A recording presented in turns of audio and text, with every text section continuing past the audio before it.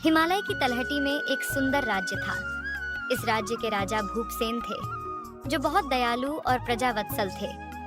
एक दिन राजा अपने महल में उदास बैठे थे, तभी उनके गुरुदेव आ गए।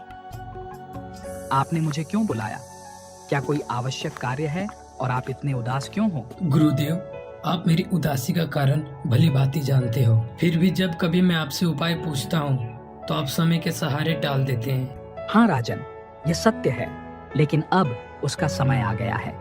अपने राज्य के उत्तर में एक अराशी रहते हैं। उन अराशी के आशीर्वाद से आपकी इच्छा पूरी हो सकती है।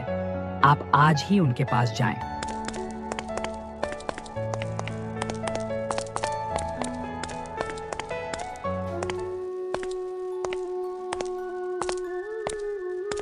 आओ राजन, इस राज्य के राजा का हमारे आश्रम में स्वागत है। मैं केवल तुम्हारी ही प्रतीक्षा कर रहा था। गुरुदेव, मैं वो अभागा हूँ जिसको अभी तक एक भी पुत्र नहीं मिला। मेरे बाद मेरे राज्य और मेरे प्रजा का क्या होगा? अधिक बताने की आवश्यकता नहीं है। राजन, मैं आपकी संवेदनाओं को समझता हूँ। आपको पुत्र अवश्य मिलेगा। आप मेरे सामने दोनों आंखें बंद करके खड़े हो जाइए। राजा दोनों आंखें बंद करके खड़े हो जाते हैं।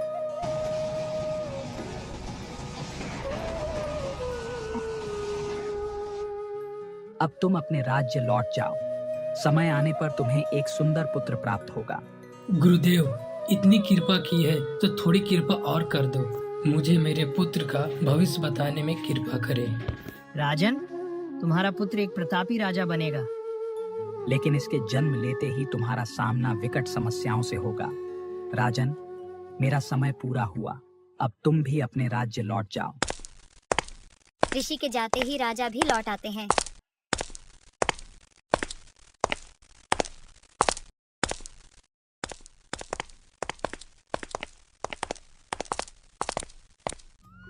समय आने पर राजा के घर एक पुत्र का जन्म होता है।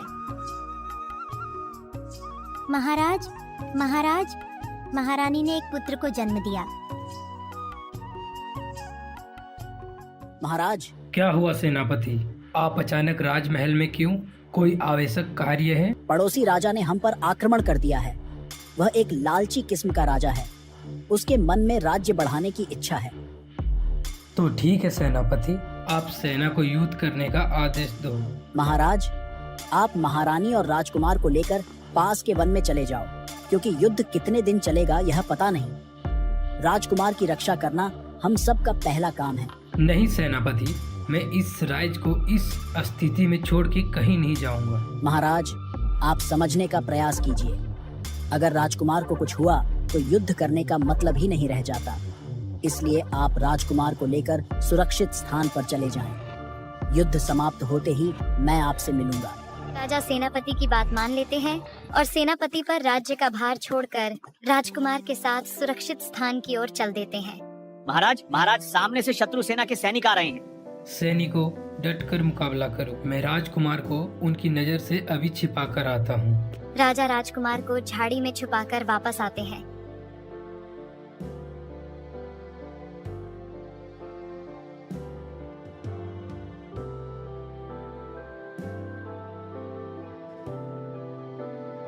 महाराज, हमने शत्रु सैनिकों को मार दिया।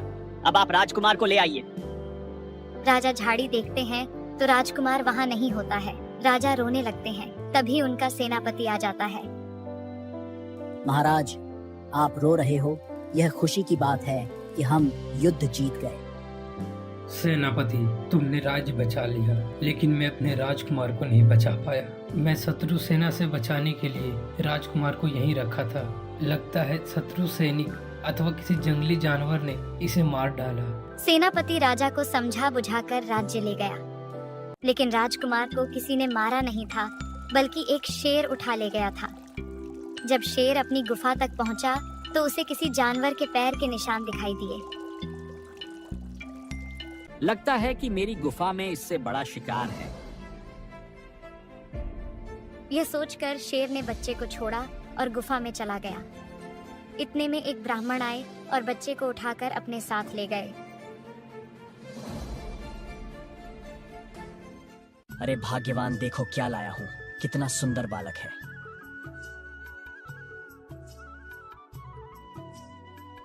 हाँ स्वामी, भगवान ने हमारी सुन ली। आज से यह हमारा बेटा है। देखो, इसके शरीर पर यह चिन्ह भी है। यह अवश्य ही कोई अद्भुत बालक है। वह बालक चंद्रमा की तरह बढ़ने लगा। बालक के थोड़ा बड़े हो जाने पर ब्राह्मण उस राजकुमार को गुरुदेव के पास शिक्षा दिलाने ले गया। ध्यानु, क्या यह तुम्हारा पुत्र है? हाँ गुरुदेव, मैंने इसे अपने हाथों से पाला है। यह मेरा ही पुत्र है। पता नहीं क्यों ध्यानु, मुझे इसमें किसी राज्य के राजकुमार की छवि दिखाई देती है। और फिर देखो, इसके चक्र का निशान बना है। लेकिन कोई बात नहीं, मैं इसे सारी विद्याएं दूंगा। इसे हर काम में निपुण कर दूंगा। यह सुनकर ध्यानु खुश होकर घर लौट जाता है। राजकुमार गुरुदेव की सारी बातें ध्यान से सुनता है। गुरुदेव उसे सभी शिक्षाएं देते हैं। इस तरह बहुत दिन बीत जाते हैं। राजकुमार अब एक नवयुवक हो चुका था। बेटा, अब तुम अपने घर जाओ, क्योंकि तुम्हारी शिक्षा पूरी हो चुकी है। अब तुम हर प्रकार से पारंगत हो चुके हो। जो आज्ञा गुरुदेव। मुझे सभी प्रकार की विद्याएं सीखने के लिए आपका धन्यवाद। फिर एक दिन गुरुदेव की आज्ञा से वह लड़का अपने घर चल देता है। अरे राजकुमार की तरह दिखने वाले व्यक्ति इधर कहाँ जा रहे हो? गुरुदेव, इधर मैं अपने घर जा रहा हूँ और मैं कोई राजकुमार नहीं हूँ। मैं इस राज्य में रहने वाला ध्यानु ब्राह्मण का बेटा हूँ। तुम किसी के बेटे हो, लेकिन दिखते तो राजकुमार की तरह हो। इसका फायदा उठाओ और राजमहल जाओ। आज इस राज्य की राजकुमारी का स्वयंवर है। देश विदेश से राजकुमार आ रहे हैं। यह कहते हुए वह व्यक्ति चला जाता है और राजकुमार अब घर न जाकर राजमहल की तरफ चल देता है। महाराज, अगर हमारा बेटा बचपन में हमसे खोया ना होता तो आज इतना बड़ा हो जाता। हाँ महारानी, लेकिन पता नहीं अब हमारा बेटा है या नहीं, क्योंकि वह हमसे जंगल में बिछड़ा था। पता नहीं उसे कौन ले गया होगा। जब सभी व्यक्ति राजकुमारी के स्वयंवर में आ गए तो राजा ने घोषणा की, यहाँ से 50 मील की दूरी पर एक वन है। उसमें एक दुष्ट राक्षस की गुफा है। उस गुफा में राक्षस के पास एक दिव्य अंगूठी है। जो कोई अंगूठी को लाकर देगा, मेरी पुत्री उसी के गले में वरमाला डालेगी। यह सुनकर सभी एक दूसरे का मुंह देखने लगे। महाराज, मैं आपकी शर्त पूरी कर सकता हूँ, लेकिन मैं राजकुमार नहीं हूँ। मैं एक ब्राह्मण पुत्र हूँ। क्या आप मुझे यह अवसर देंगे? हाँ, तुम्हें यह अवसर जरूर मिलेगा।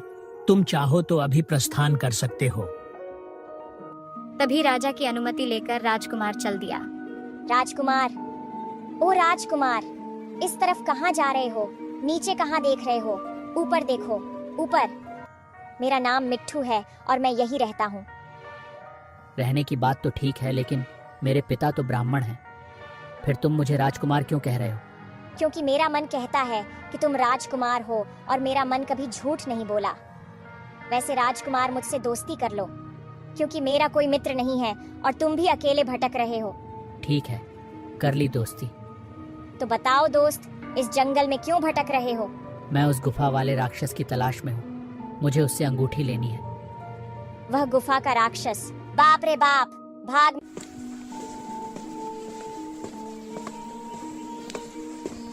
मेरे दोस्त, भाग क्यों रहे हो? क्या मुझ पर भरोसा नहीं है? देखो मित्र, भरोसा है, लेकिन वह राक्षस बहुत खूंखार है और मैंने तुमसे ताजी ताजी दोस्ती की है। कहीं मुझे नुकसान ना कर जाए। नहीं, तुम्हें कुछ नहीं होगा। ये मेरा वचन है। तुम केवल उस गुफा तक ले चलो।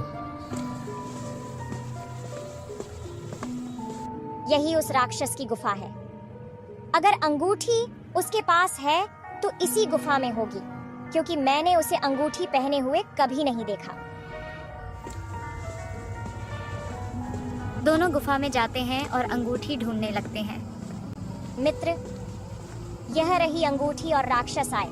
इससे पहले गुफा से भाग चलते हैं। राजकुमार ने अंगूठी ली, लेकिन तब तक वह राक्षस आ गया। मेरी गुफा में चोरों की तरह घुस आए हो, तुम्हें अभी मार डालूंगा। राक्षस दोनों को मारने के लिए दौड़ा, लेकिन उससे पहले राजकुमार ने उसे मार डाला। तभी वहाँ एक देवी प्रकट हुई। मैं राजा भूपसेन की कुलदेवी हूँ और तुम उन्हीं के पुत्र हो।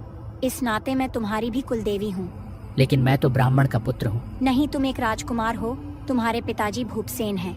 जब तुम पैदा हुए तब तुम्हें एक शेर उठा ले गया। उसके बाद ध्यानु अपने घर ले आए। अब राजकुमारी से विवाह करके तुम सीधे अपने राज्य चले जाओ। यह कहकर देवी गायब हो गई और राजकुमार ने विवाह किया। फिर राजकुमारी सहित अपने राज्य पहुंच गया। राजन, यह तुम्हारा वही पुत्र है जो वन में गायब हो गया था। तुम्हारी कुलदेवी होने के कारण मैंने इसको तुम्हारे पास सुरक्षित पहुंचा दिया है।